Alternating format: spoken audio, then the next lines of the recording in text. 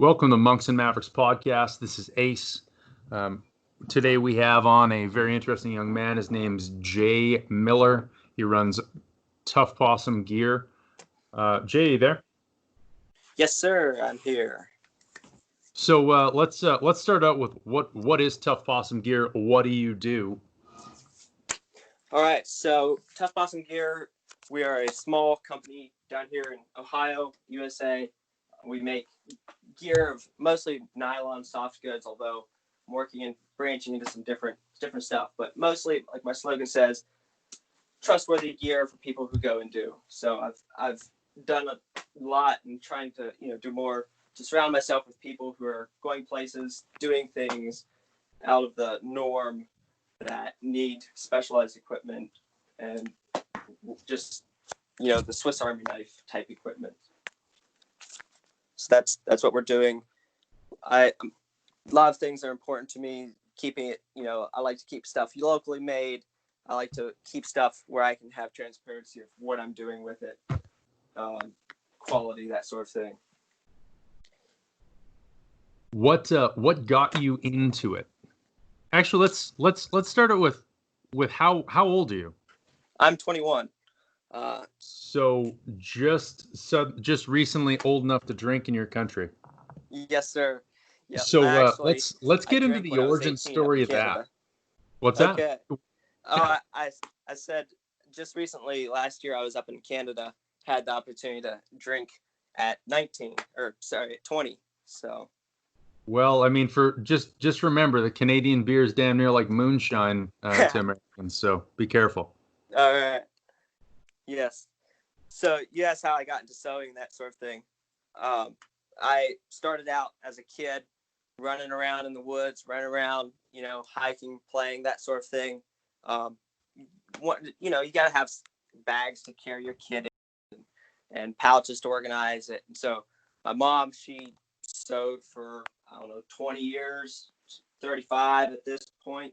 Sewed private seamstress, just sewed for us. So I'd take ideas to her. Hey, Mom, can you make me this bag? Can you make me that pouch? And eventually, around 2012, so I would have been about 13, I brought a small backpack to her, and she said, okay, this is the last one, but after this, you're going to have to learn to sew yourself. And so a few months after that, a Catholic kind of nun friend of ours gave me a small sewing machine, old friend of my mom's that she had sewed for, and I started tinkering around, sewing little ditty pouches and possibles pouches and that sort of thing.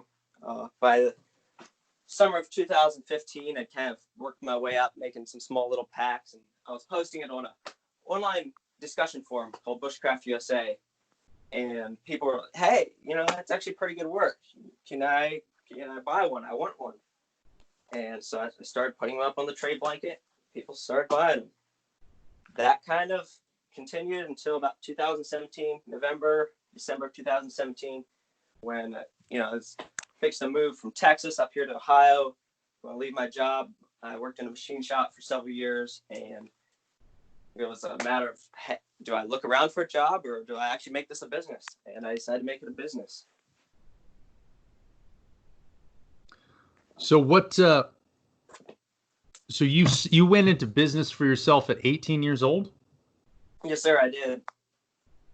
And doing that as a full-time gig, but you were about 15 when you first started selling?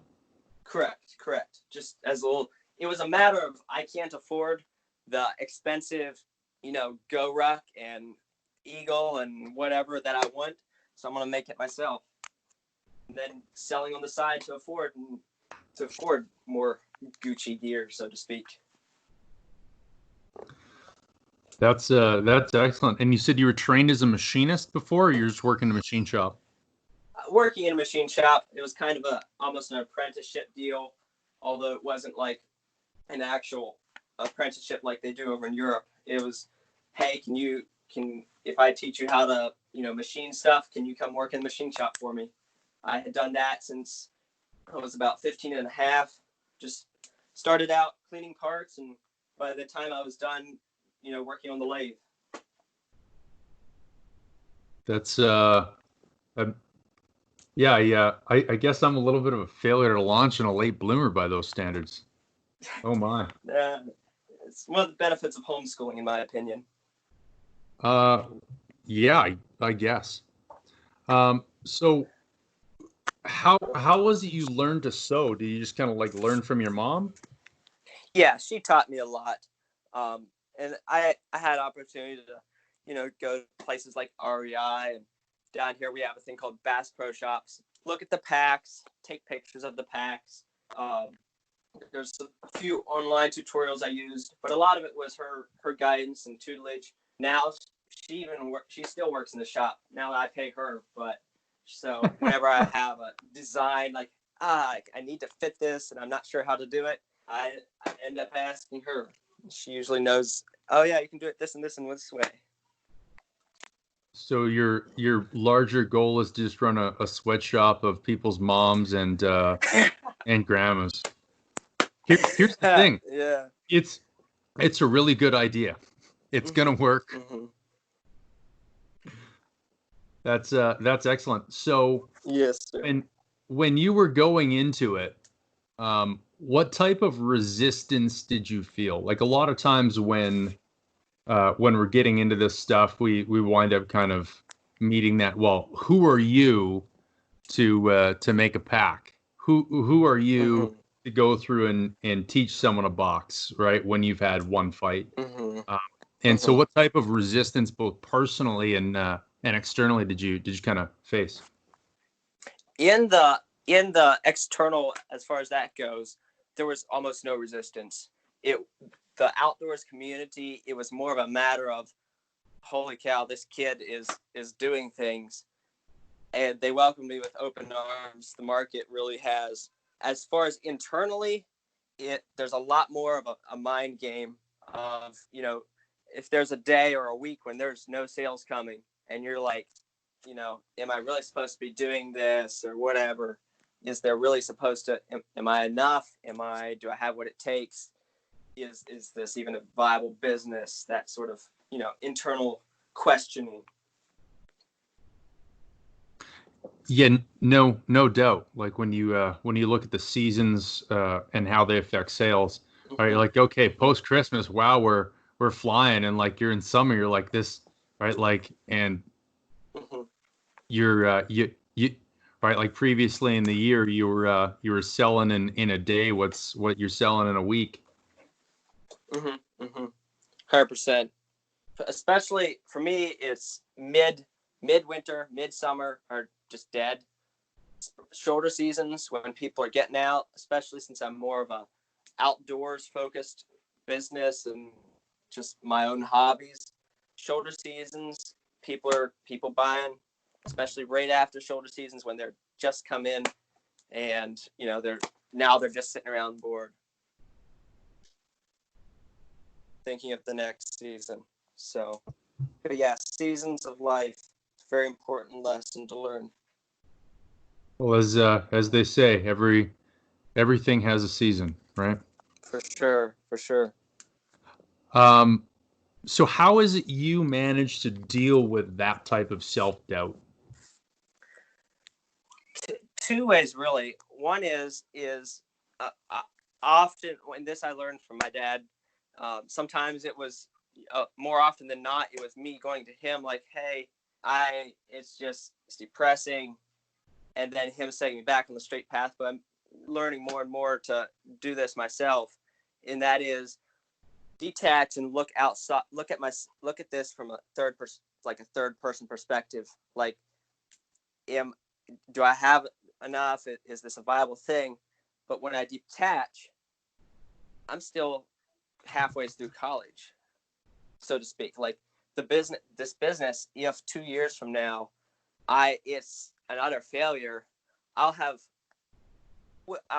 that a lot of experience in small business management, in general management, in all this. So just detaching and looking at, compared to where the official path would take me, I'm light years ahead of that. Just as far as the education along the way. Yes, as far as just a life path, if I was, if I was going the typical, 12 years of school, college, I'd still be sitting in the classroom. I'd still be, if not sitting in a classroom, probably partying. So that provides a perspective of, yes, I'm actually succeeding, even though in the moment, in the narrow blinded focus, it's still, it doesn't seem like that. So really just detaching and looking, what's the end goal? What's the higher purpose here? Looking forward, looking at dreams. So that's been very big in my life. Very, very helpful. So you find it easier, if I understand correctly, to kind of keep that 1 year, 2 year, 5 year, 10 year plan in the sights and look at it as well. Does what I'm doing now move me closer to that versus Yes. what's the easy payday? Yes. And just detaching and looking at from an outside perspective where I'm at in that 5 year, 10 year plan compared to where I could be. That's very much a thing.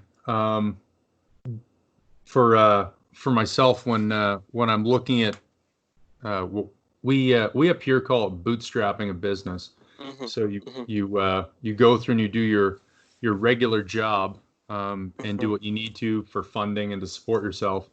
And then on top of it, right, you go through and you do it. So, working 40 to 60 hours and then another 20 to 40 on your business a week, going through and doing that.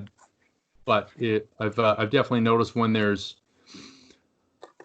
certain opportunities come up where it's like, okay, do I take this overtime shift that will give me this quick payday today, this couple $100 today, whatever, right today, versus this thing that will pay me later on down the road maybe, but it will be a recurring thing.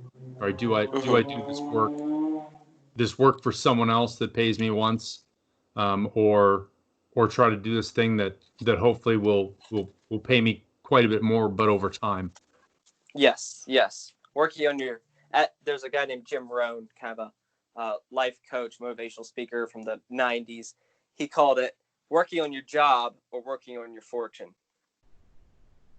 If working on your business like that, bootstrapping it, the midnight oil, you're working on something much bigger than the moment. So I 100% agree. Yeah, it can wind up being for myself anyway. I've noticed it, and be a bit of a mind game, where you're going through and it's like, okay, we're just getting through, and you're looking at that bank account. You're like, all right, like how is it we're going to do that? You know what? I'm going to do that thing. I'm going to dig a little deeper. Right, like who needs to go for supper for the next 6 months, right? Just be able to take that cash, be able to finance it and throw it in. For sure. Tighten the belt. Yeah, exactly. Dave Ramsey says, is fond of saying, today I will live like no one else can, so later I can live like no one else can. Yes. Big time. And that the concept of delayed gratification is pretty difficult. But I choose to look at it in the analogy of it's kind of like going to McDonald's. You pay and then you get fed, versus going to like an Applebee's where you eat first. For sure. So when you're going through and designing your gear, because there's a certain standard that your stuff seems to follow, having a piece or two of it myself. What is it that you're looking to do? What guides that and prevents you from just putting out one more Me Too product, one more piece of crap to frustrate people? One thing I'm a big fan of is Dieter Rams' 10 Rules of Design. Dieter Rams was in the design community He was a legendary guy over in Germany in the last century. He worked a lot with the household appliance brand Braun, and a lot of his concepts and styling carried over into Apple.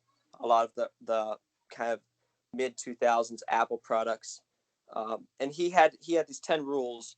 He said that good design is innovative, good design makes a product useful, good design is aesthetic, good design makes a product understandable, good design is unobtrusive, good design is honest, good design is long-lasting, good design is thorough down to the last detail, good design is environmentally friendly, and it involves as little design as possible. And I think really those 10 things right there, they're very highly respected among among people a lot smarter than me. That's what really perked my ears. The thing of like innovative, if there's room to innovate, I want to pursue that. If there's no room to innovate, there may still be room for making something the best version. Like my Possibles pouch. There's many center zips out there. There's not a lot of innovation to be had, but I'm making a better version, the best version out there. Making a product useful, obviously. In the example of that pouch specifically, just because you brought it up, what is it that that you've done that makes it that that 10-15% better, that makes the difference? The biggest thing is I took a rubberized material from it's now a lot more in the tactical world as well, but that like inflatable dinghies and boats are made out of, and I got little tabs laser cut for the end tabs, so it's nice and a little tacky rather than slick little webbing or binding little tabs in the end there. So it's a lot faster to open. And in a way, that is innovative. It's not wildly innovative, but it's I would argue the fastest one on the market to open because of that. Well, it also goes through and approaches it from the UX, right? The user experience, right? So if I have a really well laid out pouch or a bag, but it's cumbersome to open, I'm probably going to phase that out. I'm going to be looking for something, and whether that's putting heat shrink tubing on the tabs of my zippers to make them rubberized or tacky, or a little bit of grip tape. You basically just combine that so it's ready to go out of the box and doesn't require mods. Exactly. And a lot of the just the standard run of the mill pouches like this, you go to open it and you have to find this little slick webbing, and you have to pinch it pretty hard and then grab the zipper pull. I don't want them to have to think about finding a grab on the end. Yeah, that's excellent. Just making a good product, a classic design, just a little bit better. One of the things that when we're looking at design that we get into, or we're always kind of caution of, you're actually the one that got me onto Dieter Ram's concepts of design, which it was interesting to see that we had kind of been doing a lot of it already, and just picked it up probably through proxy from some of the mentors and stuff like that we deal with. But we look at this thing that we call the curse of the rounder wheel. And so you having worked in a machine shop will be able to appreciate, if I to sum up the idea, if I give you a ball bearing and a file and I say I want you to make this better, if you do anything but hand the ball bearing and the file back to me, it's just going to be worse. Exactly. And kind of being aware that, like, at something that we're conscious of is are we going through and actually making an improvement, or are we just changing something for the purpose of changing something? Exactly. And right, if I'm understanding you right, there's times where you shouldn't innovate, quote unquote, innovate, right? Well, so going through and looking at classic solutions. So as an example, we did a prototype for a knife called the P Kilo Tango 44, the Pocket 44.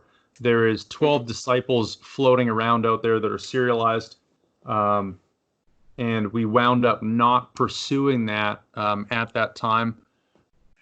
But the knife itself was it's shaped kind of like a small derringer. Okay. When we and we with the blade geometry and stuff like that, it was designed to be a knife for emergency situations. So whether that's right, people are like, oh, that must be like a self-defense situation or something like that. It was actually really good for cutting seat belts and cutting people out of restraints. If someone wound up having something bound around their neck, or you need to cut clothing back to access an injured site or something like that.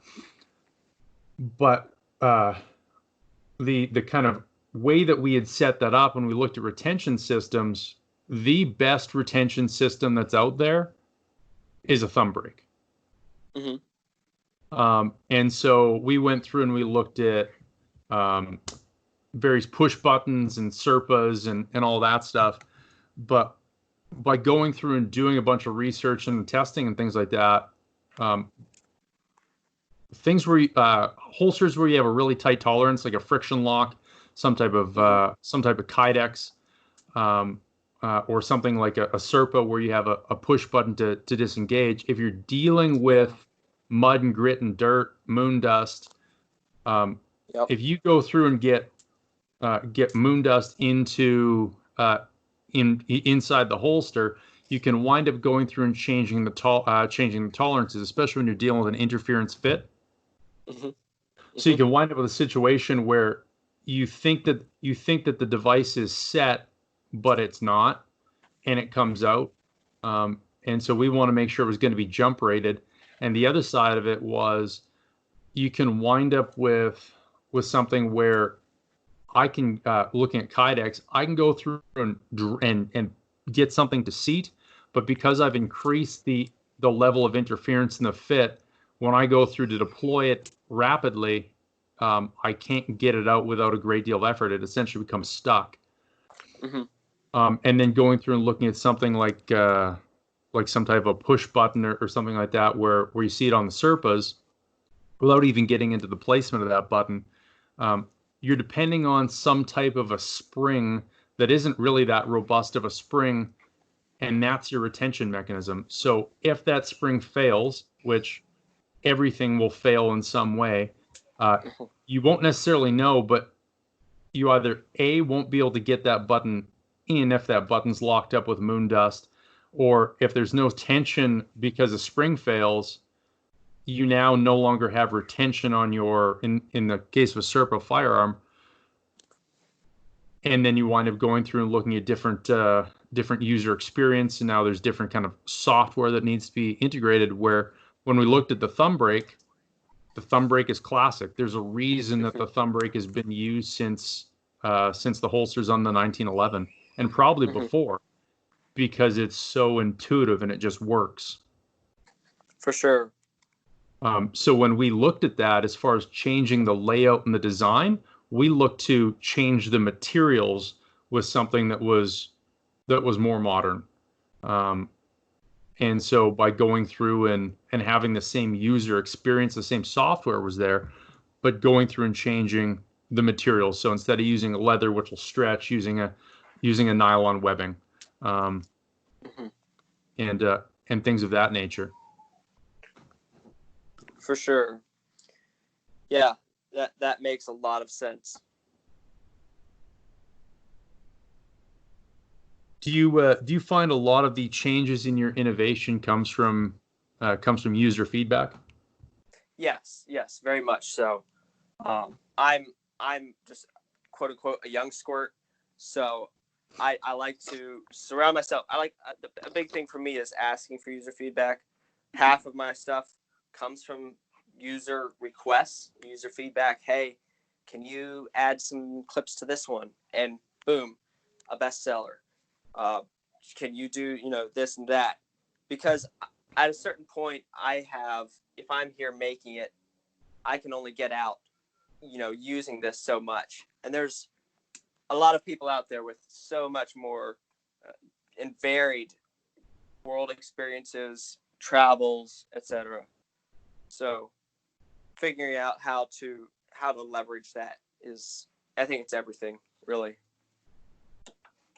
It's one of the nice things about keeping things a little bit smaller and doing smaller batches, smaller runs, is we refer to the people using our gear and testing our gear as the red team. Yes.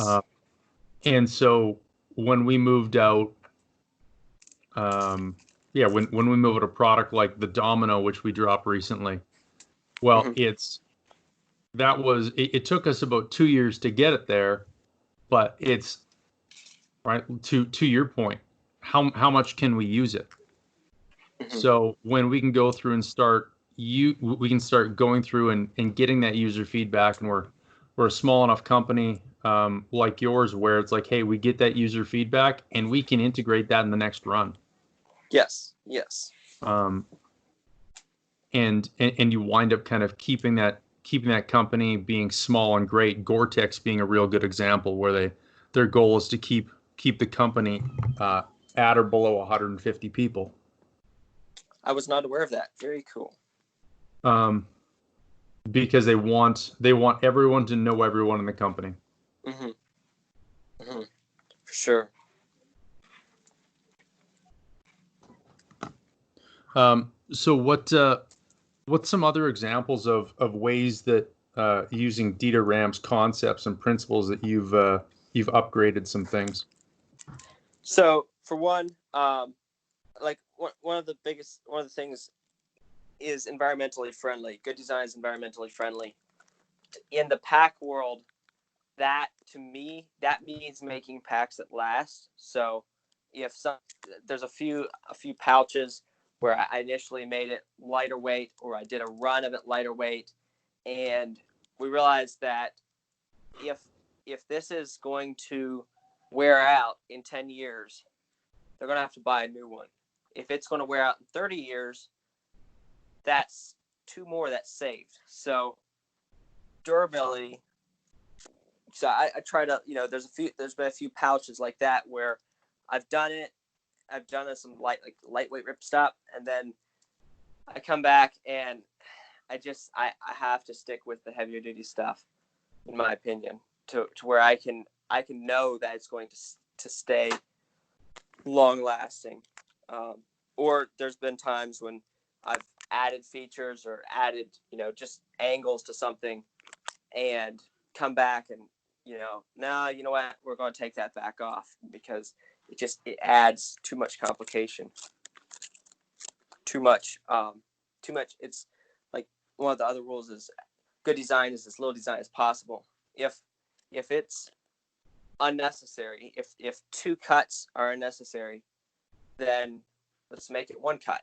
That's good for the customer and good for me, not just in cost, but in the user experience. He doesn't have to look at 2 seams. He only has to look at 1 seam. I'm interested in your thoughts. One of my big mentors in design, when it came to textile stuff, which we're just starting to roll into, he said the difference between products that last and products that don't, he said, a lot of times comes down to, are you using YKK zippers, yes or no? Yeah. That are sized appropriately. Are you using mil-spec dot snaps? And are you using proper name brand Velcro? Yes. Those are huge. Yes. Those are huge. Especially the zipper. There's a reason YKK, they're so widely known. If you look into the history, it was a Japanese guy who zippers were in their earlier stages of, I guess, infancy, or they're basically teens by now. And he said, there's a lot of problems in this zipper world. So he brought everything in house. He brought the machining of the zipper machines in house. He brought the smelting of the brass in house, and he put together. I forget. It's a big long. I would butcher it. YKK stands for the guy's name, the guy's company name with his name in it. And so he figured out a really good zipper, and he streamlined his process to where there was accountability, and he could go from the smelting to the finished packaging, and he could keep that accountable from A to Z. And that really dominated the zipper market for quite some time. One number I read was, I think, 87%. Another number is 82% or 92% of the market is YKK. And they have a legendary status of quality and just working under stress over and over and over.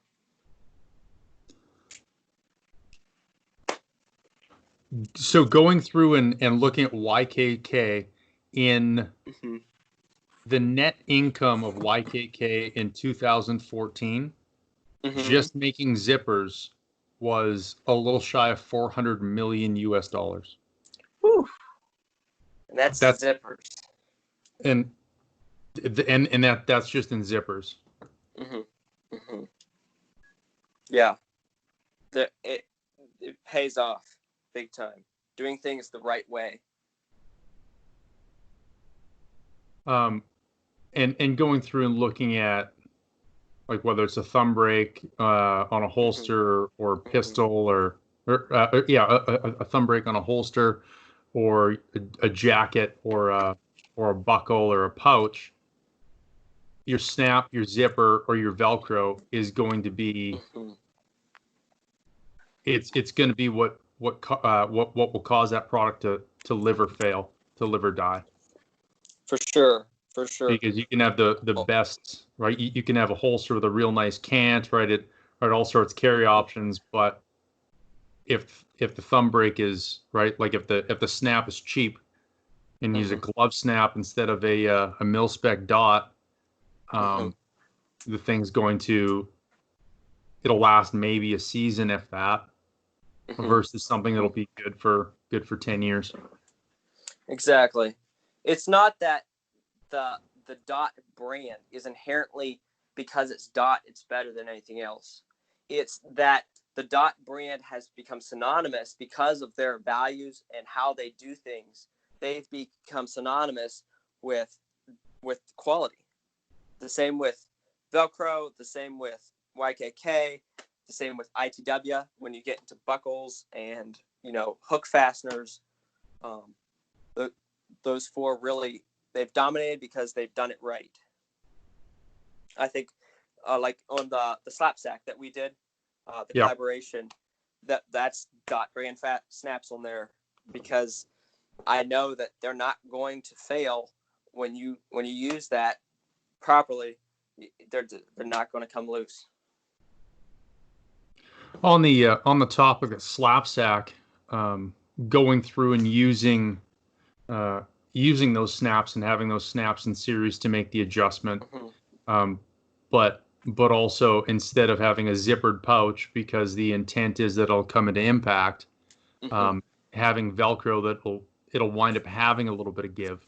A lot of people don't realize that on proper mil-spec Velcro, your shear strength is 14 psi, meaning that a 10-inch by 10-inch square, I could support your body weight with a safety factor. Oh yeah, big time. It's a very fascinating technology. Are you familiar with the story of Velcro? Are you familiar with how that started out? The guy had a cockleburr, wasn't it? Didn't it have to do with cockleburrs? He was walking his dog in the mountains. Yeah. Yeah, sure. And he kept having to brush these things out of his dog's hair and could barely get them out. And so Velcro, or hook and loop tape, was born. Yes. There's a very funny video out there called it's I think it's bleeping hook and loop that Velcro did about the name Velcro versus hook and loop. If you have a moment, you should go watch it sometime. I'll get you send me the link and I'll drop that in the description below. Perfect.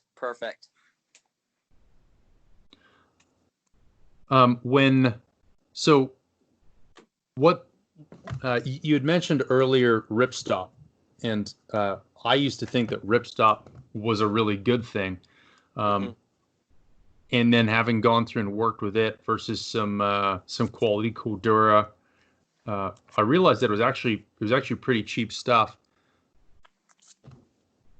You being a little more versed in the textiles than me, you want to go through and explain a little bit of the difference? Sure. When it comes to, like, when someone refers to ripstop, and I'm even being a little bit more of a nerd in this thing, I still use it this way. They usually mean a really lightweight, like 70 to 120, maybe even lighter denier.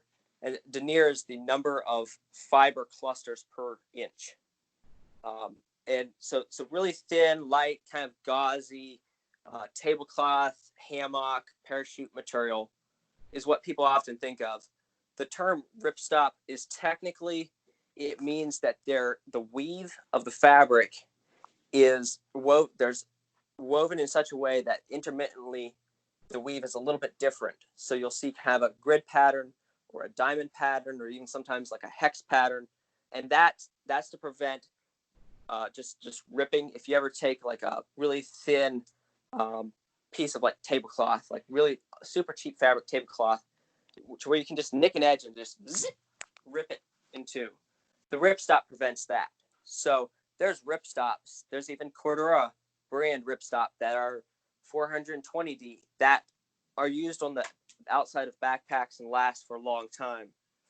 I personally, I'm not as big of a fan of it. The pattern, in my opinion, tends to grab a little bit more, and because it's raised, it abrades a little bit more than none. But it definitely has some value in specific applications. And oftentimes on the inside of something, when you want something that's a little bit less crinkly, a little bit softer, for like an internal pocket, ripstop will often be a good option as well. One of my mentors in the textile industry is the guy that started a company called Drop Zone. They're the guys I had mentioned them earlier. They're the guys that produced the stubby boonie. They're the guys that pioneered the 3-day assault pack and actually coined the term.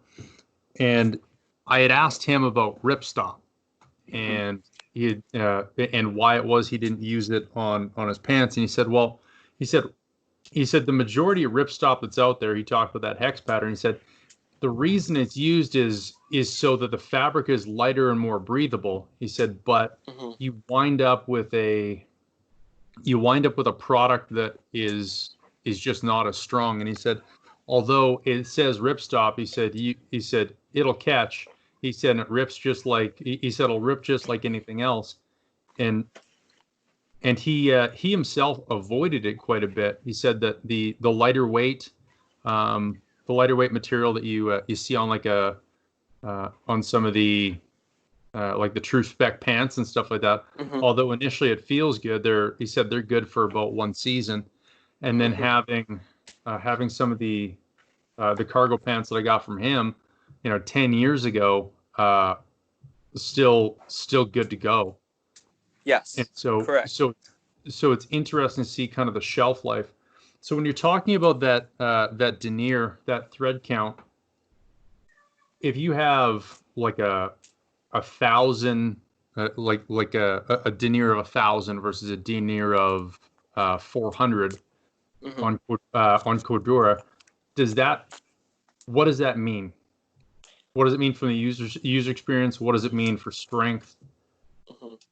Well, for the user, it means structural integrity. So it's going to be a little bit stiffer. It's going to have the fibers. What will mean it's more stiffer? Being 1,000 denier. So 1,000 is going to be a stiffer thread count. Correct. Okay. So your pack's going to be a little bit more structural. It's definitely going to be heavier.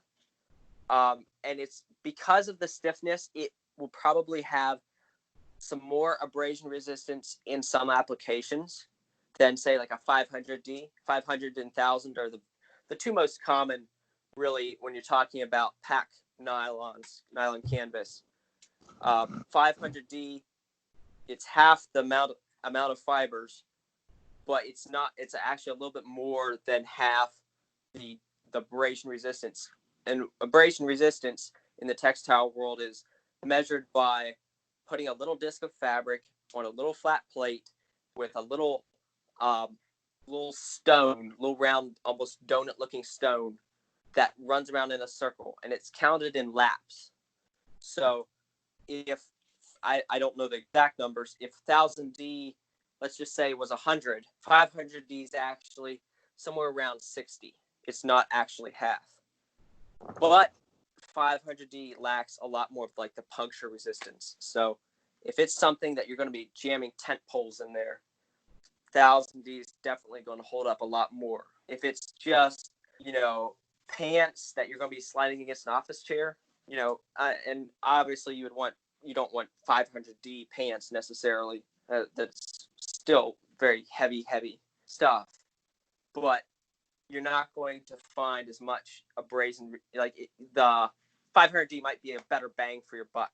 That's a good way to put it, if that makes any sense.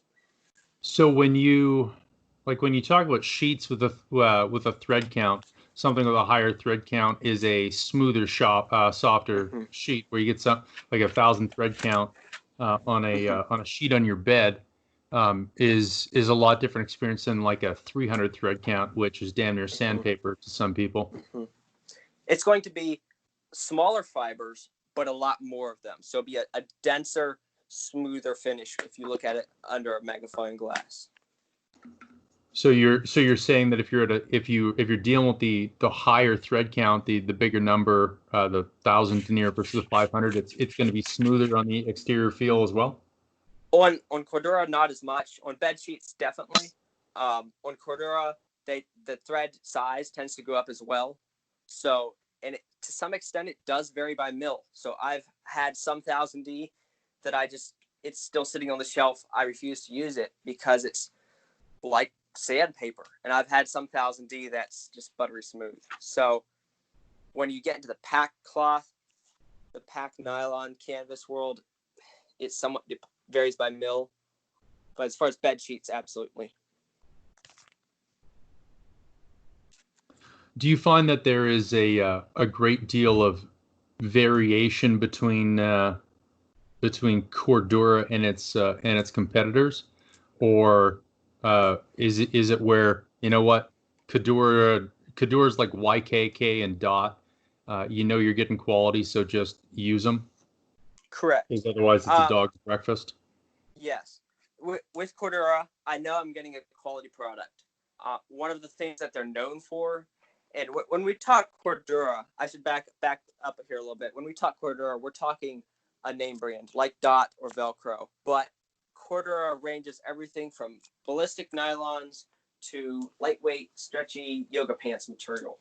But what they're known for is, back in the day, you had a nylon 6, and they came out with a nylon 6.6, and it's a slightly different molecular structure of the nylon, of the liquid nylon molecule, and it's really, really good. It's just head and shoulders above regular nylon. There's a company, Remington, they made a 22, they call it the Nylon 66, and the stock was just virtually indestructible of this 22 rifle. My dad had one, and it was made of nylon 6.6. So it was just kind of a bit of a revolution as far as nylon chemistry. So Cordura is its own company, or is it correct, a registration or subsidiary of DuPont or 3M? I think Cordura now resides. I have a brain fart. it's I think it's different than DuPont now. They have a parent company. I'm drawing a blank on it at the moment. But the way Cordura operates, if I understand right, Cordura doesn't have any specific like mills that they own.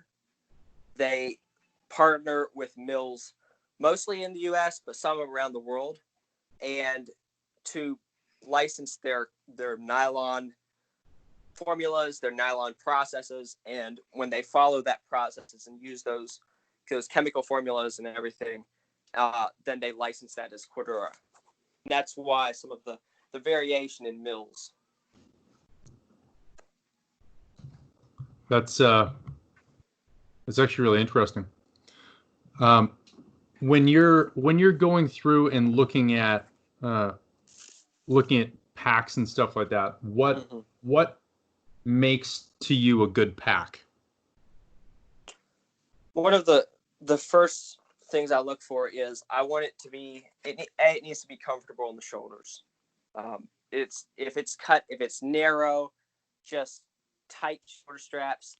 I don't care how light you're going to load that. It's not going to be very comfortable. I want to put it on, and I want to feel weight distributed as wide as possible across my shoulders. And I want the pockets to let me decide how I want to put stuff in them. A lot of the cheap, laptop bags that you might get from your local office supply store, they have every little pocket is exactly how they want you to put it. And so modularity of organization is big for me. Load carriage is very important. So if it's a hiking pack, making sure that the load is properly driven into your hips, into your lumbar region with a proper waist belt, hip belt, so that you're not putting a lot of weight on your shoulders, on your spine. If it's an everyday pack, I like it.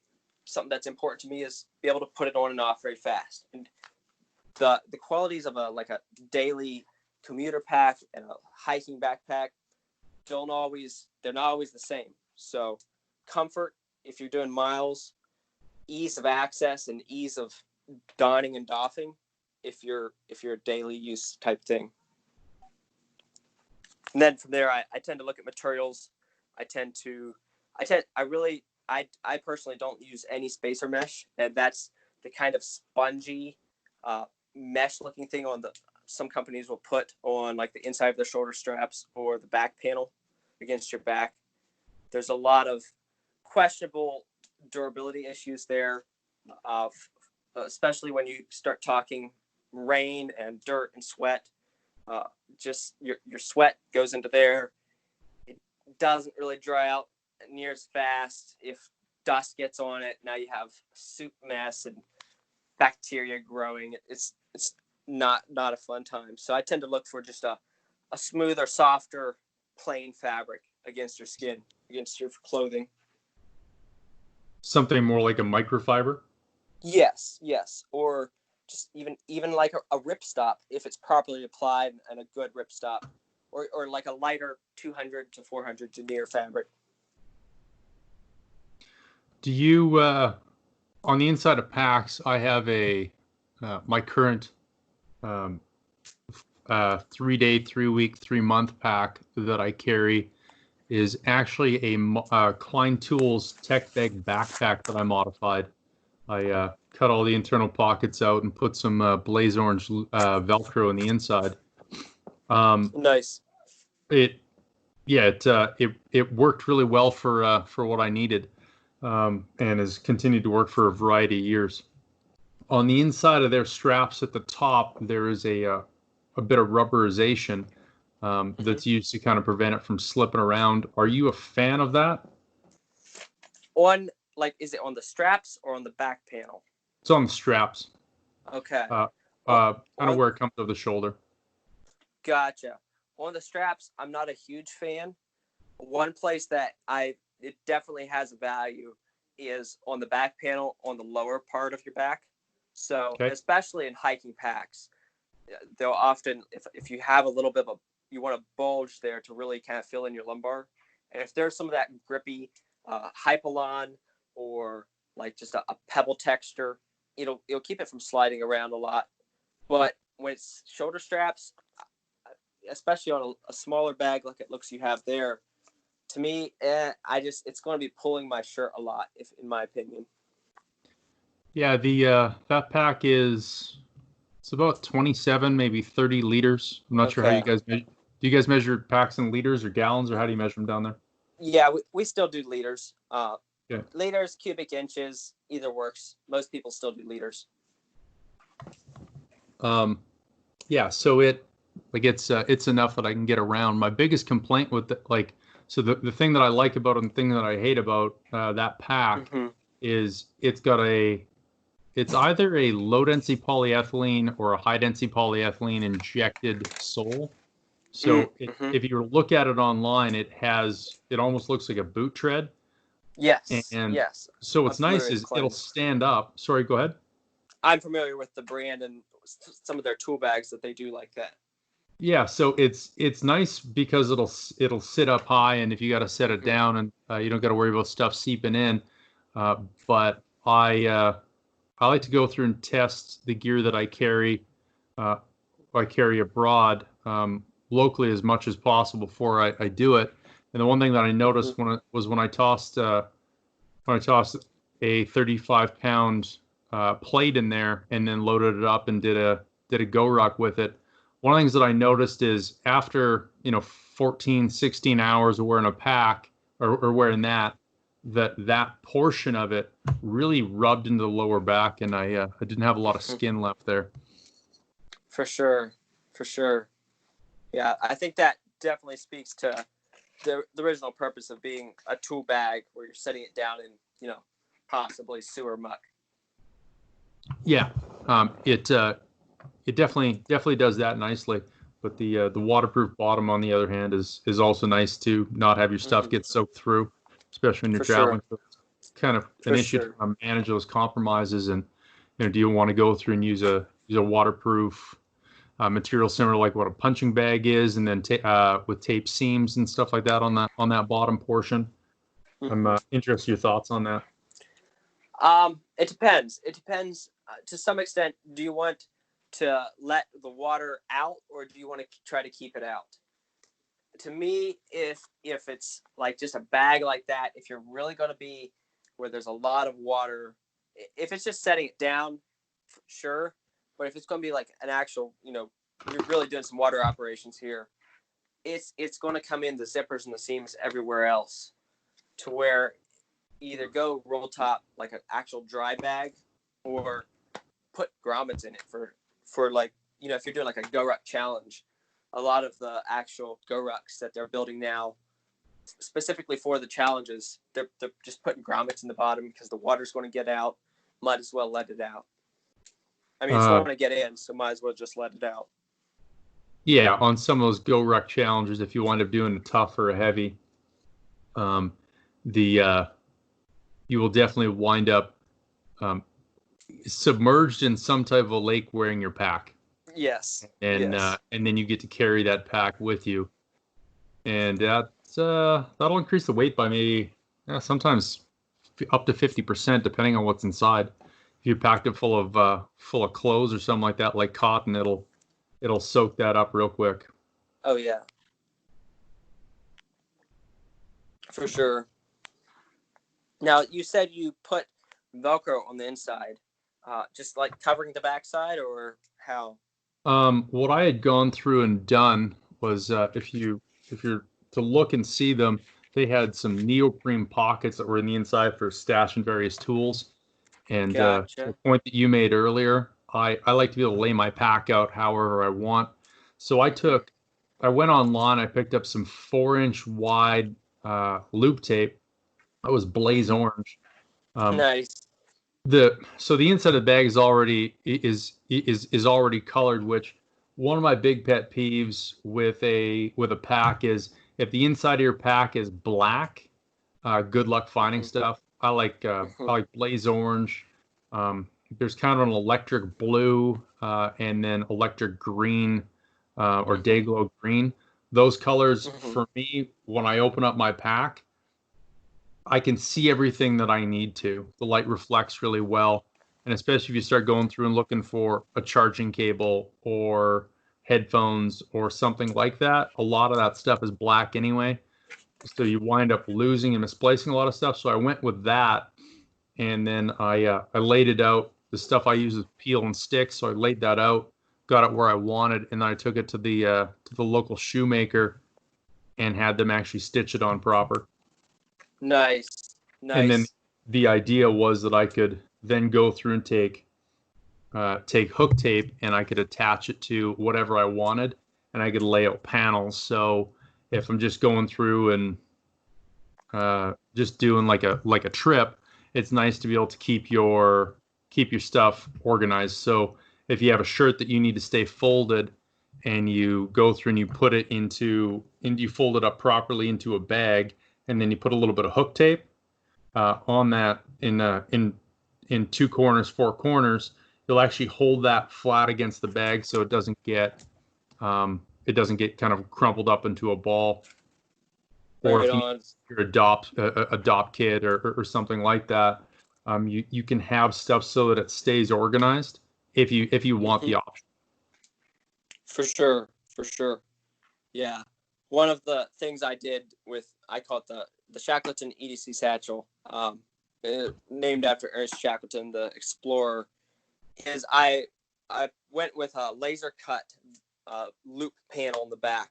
It's not a Velcro brand. It's a proprietary loop material, like laminate material that they have done, but that the company I partnered with out of Missouri to manufacture those for me, First Spear, they have this loop material that they laser cut into a PALS, or quote unquote Molly pattern. So you can do the same thing. You can Velcro stuff in there. Yeah, first Spear I'm familiar with, seeing that. Theirs it's not like a regular loop tape though. It almost feels like a fleece that you're hooking things to. Correct. Yeah. It's almost like a fuzzy microfiber type thing. Yeah, it's actually quite nice against the skin. For sure. Yeah. So that's why when you said you put Velcro across the back of your pack, that my ears perked up at that. Yeah. So it was internally that I did that. And then there was on the strap there was a tensioning strap that so there's a tensioning strap, and me being a larger fella, I don't have to use the majority of the tensioning strap.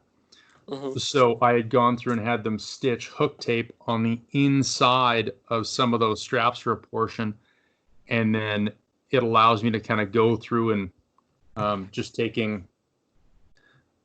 You can buy pieces that are it's Velcro. It's hook tape on one side, loop tape on another. So going through, and I can easily lash a knife there, or I like to keep when I'm traveling around. One of the things I travel with all the time is a high intensity flashlight. My preferred brand is and make is the Claris XT2C. It has a direct to strobe feature. Depending on the version, you get somewhere between 800 and 1200 lumens with direct to strobe. And so it's nice to be able to strobe somebody at 10, 15 feet at night, and then just leave briskly, first having to contact them. But I found that being able to go through and attach, whether you need a knife, you need pepper spray, or flashlight or something like that, I found that being able to access stuff off of there was quite useful as well. For sure. If your listeners are wanting to look up that tape you were talking about, the double-sided, it's called Velcro Omni Tape, OMNI, with the hook on one side and loop on the other. Yeah, that's a great tip. I actually just took peel and stick loop tape, peel and stick hook tape, and attached it. Perfect. It lays flat real nice, but when you start to roll it, there winds up being like a little kind of bit of bunching. After, if you go through and let it cure, you wind up having something that's a bit stiffer, where the proper Omni tape that you're describing, I find you can get a little snugger fit with it because you can wrap it. You have a little bit of flexibility to wrap it tighter. For sure. And it's really nice taking little strips and wrapping them around power cords and earbuds and the like as well. Definitely. When I'm traveling abroad, one of the there's a few items that I always have in my pack. One of which is I carry some 1/8 inch or 1/4 inch shock cord, usually about 10 to 20 feet of it, and then I usually carry about the same about 50 feet to 100 feet of paracord. For sure. And then the third thing that I always have the third thing that's always with me is, have you ever seen those 1-inch rolls of Gorilla Tape? Yes. So for me, those 3 items are 100% always in my pack, and then usually I have a little bit of polyvinyl gas line, a few different sizes for making some Omni sheaths. Perfect. Just on the fly. What types of stuff like that would you suggest people carry as far as repair and general stuff, just kind of in a pack that you find useful if you're in the bush or traveling? So one thing that I disagree with you with is the tape. For some reason, I have had the worst luck with Gorilla Tape. Maybe it was my experience in Texas, the Texas heat. It just was not. It would become gooey and leave residue everywhere. But a lot of people love Gorilla Tape. What I've switched to is Polyken 231. And it sounds all fancy. The best I can track down, it's the brand and the model that is the true U.S. military 100-mile-per-hour tape. Okay. And I can send you a link you can put in the bio down below. But it's a kind of an olive drab, or you can get in black as well. And I've had a lot better luck with that. Polyken 231. It's good stuff. So a tape like that's very, very high on my list. As far as cordage goes, I tend to go a little bit more towards tarred Mariner's bank line. So it comes from the fishing, kind of the river, kind of dirty catfishing world. It's real popular in the outdoors, kind of bushcrafter survival world. Is that like a wax nylon cord, or is it more like a kite string? It's a tarred nylon cord. It comes in either twisted or braided. And so when you first get a roll, it's a little strong tar smell, but the smell dissipates very quickly. Okay. It has a lot more grip it tends to be a little smaller. So, I mean, a roll of 500 feet, 450 feet is about the size of a monster drink can. And the number 36 size, it's about 300-400 pounds test, and it grips itself really tightly because of that tarred soak. It sounds similar to a product I use for making whips for binding on the inside, which I get from Tandy Leather, which I thought it was wax nylon. It's black, but it's quite tacky. Okay, it may be similar. I'll send you a link so you can check it out. I'm interested if it's the same. It definitely bites on itself real well, and when you're making the transition from the handle to the thong of the whip, it definitely holds up. And I mean it's strong enough and thin enough that if you're not careful, you can cut yourself with it. Nice, for sure. Those two, I like a little bit of wire, maybe 4 or 5 feet of just a softer kind of steel wire. I think wire is very useful as far as, everything from making little hooks, or even just if you have a pliers wiring something shut, you can often get some strength and just absolute tightness with wire that it's hard to do with cordage. There's a lot you can do with that. Kind of just, you're talking like some mechanics wire, or a little bit of piano wire, snare wire, stuff like that. For sure, or even picture wire, the braided picture wire from just Lowe's or your local hardware store as well. And you find that stuff will still twist up? Yes, the braided stuff especially, but twist up as in the manner that you would think of like fastening a piece of rebar to another piece of rebar. So creating a U shape and then grabbing both of those tails with your pliers, twisting that up real tight.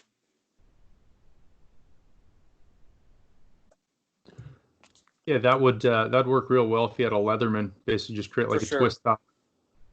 For sure. And then for like for tying rebar for doing concrete, I could definitely see that. Mm-hmm. Mm-hmm. Just it's one of those kind of improvise. It's everything. You know, I watched MacGyver. I watched every episode of MacGyver many times as a kid. I watched very few other shows, but MacGyver is one. The one of the biggest things that I've found handy when traveling and stuff like that has made life a lot easier is the ability to MacGyver myself through situations. Mm-hmm. And understanding concepts. For sure. So and then having a few base materials that are hard for me to get, or hard for me to improvise.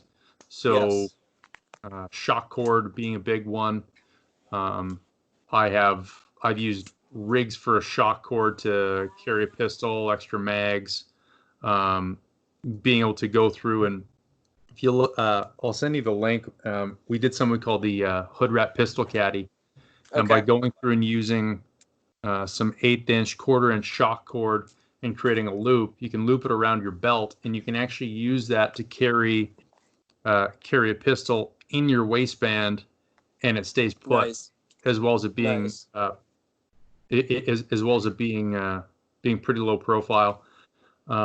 And so I imagine some hairbands would work as well. If they're quality ones, and that's the big thing is you need to check and see what the make of them is. I mean, with that said, for your magazines, it'll probably be fine because a magazine, I mean, is going to weigh maybe 1/4 pound, half pound, depending on what you're carrying. So, and then you have a ridge there. But I mean, your lightest, like a Glock 19 loaded with a standard capacity magazine is going to be around the 3 pound mark. Sounds about right. And so when you go through and you, for me, one of my tests is I need to be able to do cartwheels and dive rolls as well as skipping, right? Like run upstairs without that kind of jostling around, because it's more than embarrassing and will always be at the most inconvenient time when your mag or your chunk drops on the ground. And depending on where you are, that can be a real big problem. Yeah. When you're going through looking at something like a G40, a Glock 43, Glock 48, Smith & Wesson Shield, in my opinion, is probably one of the best of that type of single stack 9. I would say the Smith & Wesson Shield is the easiest gun to carry that still allows you a full grip. Gotcha. You're gonna have less of that, but if you're trying to carry a Glock 19 or 17 or 22, 23, and especially a Glock 30, which is it's the 45 on it's the thickness of the 21 SF, but it's the dimensions, the height and the width of the 19. You're just going to have a little more weight. So I found that you're going to want 1/4-inch shock cord. Gotcha. You're going to want to make sure that doesn't jostle around. But then going through and using a bulldog clip and a tether, you can go through and improvise a Vanguard style holster. Gabe Suarez, right? The old OSS trigger guard covers. can go through and improvise that, or you Nice. run it Israeli style. Gotcha. For sure. That makes sense. And I've also found the shock cord is just real nice for taking the rattle out of your kit. For me, if I'm hiking and every time I take a step, I have to listen to a rattle. After about 5 minutes, I'm annoyed, to say the least. For sure. That and Ranger bands. Yeah, it's funny you mentioned Ranger bands. We have a tactical rubber band. I just ordered them last night. Nice. And we went through and took the Ranger band concept, but modified it a little bit. We made it so that it was they're big enough to go around your wrist like a cause bracelet, because there's certain advantages to that. And then your Ranger bands, I found them to be a little short, little stubby, and the applications were limited. So we went basically double the length and half the width, and then as well as had them thickened up. They're about 1.5 millimeter. We had the same they did our resistance bands make them. Sweet. So you can take them and you can use them to build dart guns, but I also find it's easier to take that smaller band and being able to take a smaller band to stretch it and wrap it twice around something. It's a little bit longer. I find that that's easier than getting on the classic Ranger bands that people are like. The original ones are bicycle inner tube. Yep. And the bicycle inner tube ones, they tend to lack elasticity, so they tend to be a little stiff and a little short of stretch. I just find it's a real pain in the ass to try to get them onto something. For sure. So like I carry a Bic lighter, kind of a classic dad MacGyver kit. I got a Bic lighter with the 1-inch Gorilla Tape wrapped around the one end. Some guys use electrical tape. And then I have Technora wrapped on the top half.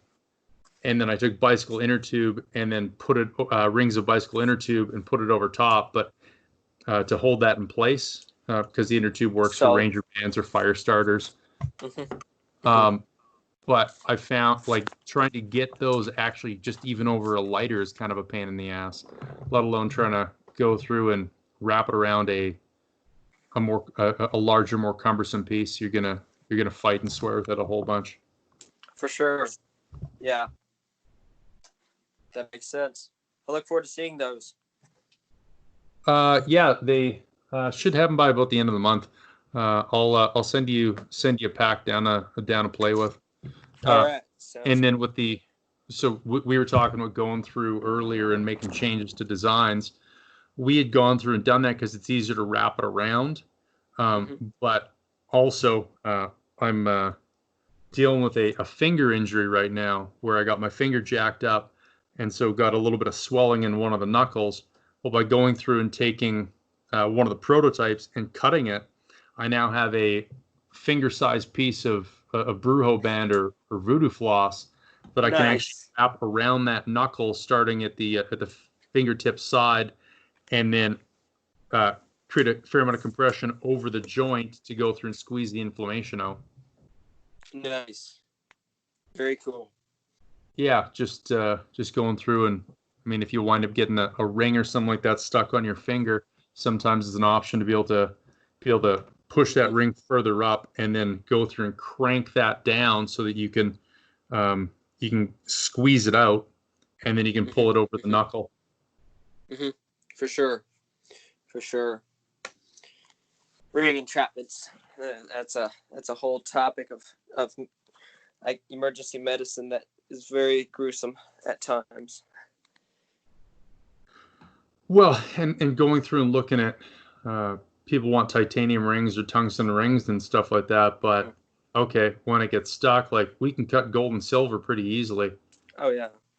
But how do we go through and get off that super material, right? You start looking at titanium. I mean, if you can't shatter it, so titanium, it's very difficult to cut and it doesn't shatter.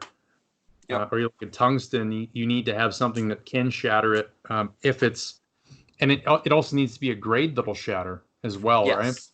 Yes.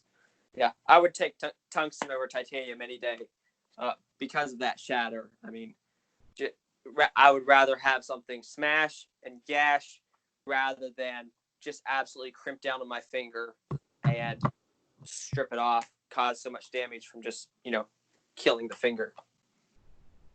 Well, yeah, and then you wind up getting into those degloving injuries. Oof. Yeah. Yeah, No kidding. A brother of mine, he works as a mechanic now, a heavy duty mechanic, but when he's putting himself through school, he was working at a jewelry shop and they had these rubber wedding bands on. And he said they were selling them for, I don't know, $20 or $30. So he picked one up, and then when he was working as his heavy duty mechanic, his job now, he said these are more or less just the same as the O-rings that we have at work. So he just went through and got an O-ring that was sized properly and went that way. Solid choice. Nice. Yeah. Yeah. What drives you to keep doing what you're doing, Jay? For me, it's all about the future. It's all about plans. For me, one of the biggest things is land ownership.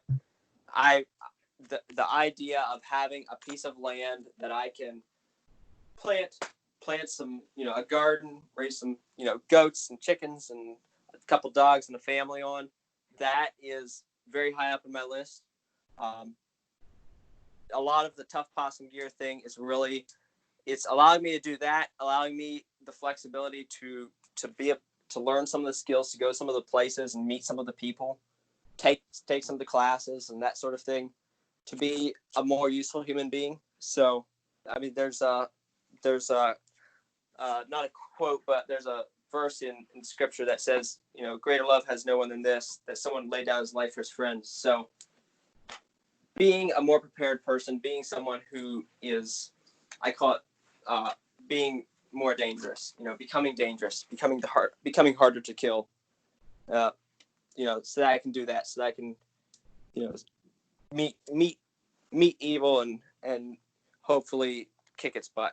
So the idea of future plans and of, serving those around me, it's probably about the two biggest things in my life as far as driving, what I look forward to, what I hold up as the end goal, so to speak. When we're living in what feels like uncertain times, quick point of note, everything feels like uncertain times. Oh yeah. The best insurance policy is to invest in skills. For sure. To be more useful, to have the basics of how to troubleshoot an engine and get it working. And I mean, like a lawnmower engine is a fine place to start. Being able to go through and do small engine repair, being able to go through and do some basics of plumbing. How do you suture? How do you do that stuff? Because you wind up, if things actually go pear-shaped, you're more useful dead than alive, and it's not anything that can be taken from you. Exactly. 100%. And so investing in that software and that self-reliance, it also winds up becoming a currency that is, I don't want to say limitless, but renewable, right? As long as you're breathing, you have that currency. Yes. And the thing of be an asset, not a liability. That is a huge tenet and goal of everything I do. Be an asset, not a liability. What 3 books would you recommend? 3 books. The first one of the biggest ones, On Combat, by a guy named Lieutenant Colonel Dave Grossman. He was an Army Ranger and then a professor at West Point down here in the U.S. On Combat, it's about the psychology of interpersonal conflict, of what happens, like you said, when it goes pear-shaped. I try to listen to it every January. I like the audio version. It's one of the few books that the author actually did a good job on the audio. That one's really big for me. Another one's Extreme Ownership by Jocko Willink, Navy SEAL guy. A lot of the concepts, like the biggest concept of extreme ownership in there, there's several of them. It's the idea that if something goes bad, I take responsibility for it and I take care of it. If something didn't get done on my team, I take responsibility for that. And it can be overdone. And he talks about that. But the idea that I have responsibility for everything that happens in my life and on my team. And it's up to me to make that happen. But that idea, and if I make a mistake, I don't try to shift that. I take that and I say, you know what? I did this, and this. I'm sorry. I will do this and this to fix it. And that concept was something drilled into me as a kid, growing up with my dad. Is one of the kind of probably top 5 things I've learned from him.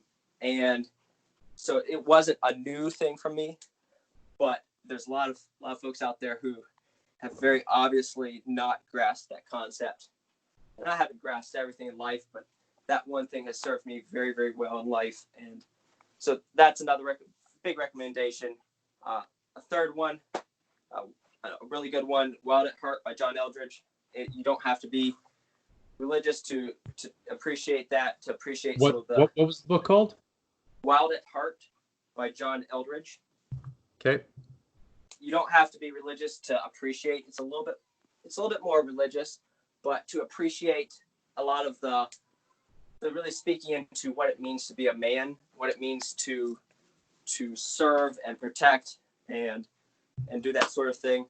If you're really a little bit more, you want to stay away from religious reading, an alternative would be Sovereignty by a guy named Ryan Michler.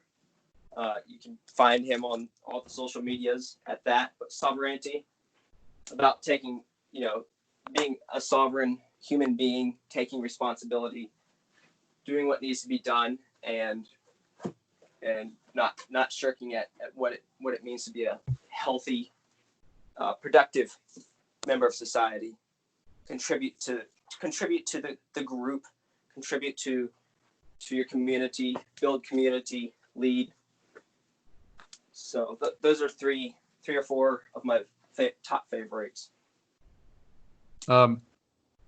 Based on your last two, if you haven't looked into it already, I would, for you, suggest On Duties by Marcus Aurelius. Okay, I will very much so. And there's a fellow's name's Quintus Curtius that actually has a modern translation of it. Okay. I'll link to Quintus below. But based on your last two, Extreme Ownership, and then on the topic of accountability, On Duties, Marcus Aurelius would be right up your alley. Awesome. I haven't actually sat down and read any of Marcus's works, but I, quotes here and there, I've really appreciated some of what he says. Without a doubt, right? The trials and tribulations that we face today are not unique. The situations may vary based on technology, but it's only really the specifics of that situation we start dealing with. Taming ego and dealing with interpersonal conflict and stress and how it is we view that. A lot of those topics are timeless. For sure, I agree. Right, whether somebody's talking smack on Twitter or they're gossiping about you, it's the same thing, right? You're dealing with what others are saying about you and whether you care. History repeats itself, and wisdom is it's outside of time. Absolutely, it's evergreen without a doubt. For sure. I'm interested in how your answer to this will change as you grow and as you get a little longer in the tooth. But if you could go back and talk to your younger self, so let's say yourself at 13, Yes. what piece of advice would you give? I think the biggest thing would be to just live in transparency and accountability with elders or people that you can that have your back, people you can trust. There was a lot of my mid early teens were some pretty rough, some pretty dark years, and I think a lot of that could have been avoided by just being open, being transparent. If there's any shame, deal with the shame, cut it off, renounce it.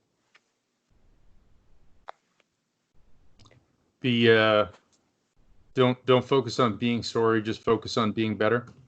Yes, exactly. And just motivation is not, it's fickle. It'll leave, it'll come, it'll go. So you gotta go beyond, being motivated to do something. What is the top 3 things that you've learned during your career when it comes to design? Like mistakes that you made that you corrected. Mistakes that I've made that I've corrected. One of the biggest ones is balance. As far as just in my design, or as far as my whole business. How you run your business / life? Because I mean, at this stage when we're just starting out, those things are pretty closely linked, and it's difficult to separate them. For sure.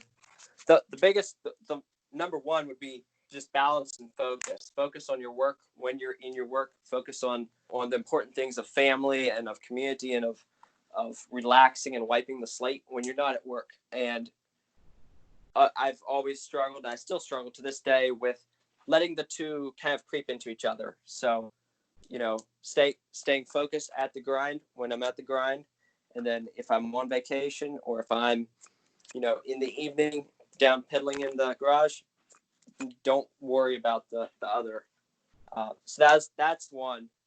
And another one, I would say, it's a good question. The idea of asking for advice is very important. Ask of not allowing yourself to just operate out of emotion. Like if you have a customer who's grumpy about something, it's very easy for me to just be black and white, care about how they're feeling. So I'm slowly learning, somewhat slowly, actually very slowly, but learning to go, ask someone like my dad's my business partner. He's really good at EQ, emotional quotient stuff. So going to him and saying, hey, how can I teach me how to make this guy feel heard, when my natural instinct is not do that at all. So I think that'd be the biggest things right there. Another thing that is not necessarily something that I've learned per se, but that I think is very valuable, is to don't overextend yourself. Like I guess in a way I've sort of learned that I still overextend myself sometimes, but when you're in the early days, when you're doing custom work and you're back and forth and you want to play on, custom work, you can play on their dime somewhat. You can learn new things, but I would overextend myself and get burnt out. Get burnt out over and over and over. So I think to sum it all up, balance is the biggest thing. I may have rambled there a bit, but if that makes any clarity. Off the cuff, that's what we want. Don't want a canned response, want a real one. For sure. Jay, it's been a pleasure as always. I look forward to getting to know you more. And when all this clears up and you come back up this way, donaires are on me. Right on. And I actually have $500 or so of Air Canada store credit thanks to some canceled flights and a canceled wedding. So I'll have to make a hop up there one of these days, sometime in the next couple of years. Fantastic. You'd asked about self-reliance and talking about being better that way.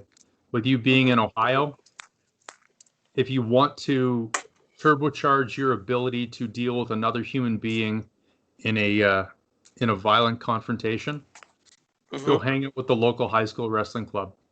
Okay. Gotcha. Everyone wants to go through and look for really esoteric answers. Having the basics of wrestling, like a varsity level of understanding of wrestling, will make anything that you try to do combatively better. Right on. If you have the basics of that and the basics of boxing, everything will make more sense. And Ohio and definitely Ohio State puts out some of the best wrestlers in North America. Nice. I was not aware of that. Very cool. Very much so. Thank you for your time. Appreciate that. We're going to go through and wrap this up, and we'll be in touch. Sounds good. I appreciate it very much. For you listening at home, we'll have the links in those books, all the show notes and stuff like that in the description, and we'll post a link where you can find Jay on Instagram at TuffPossumGear, but we'll get you the direct link to save you all the trouble. Have a great day, Jay. You too.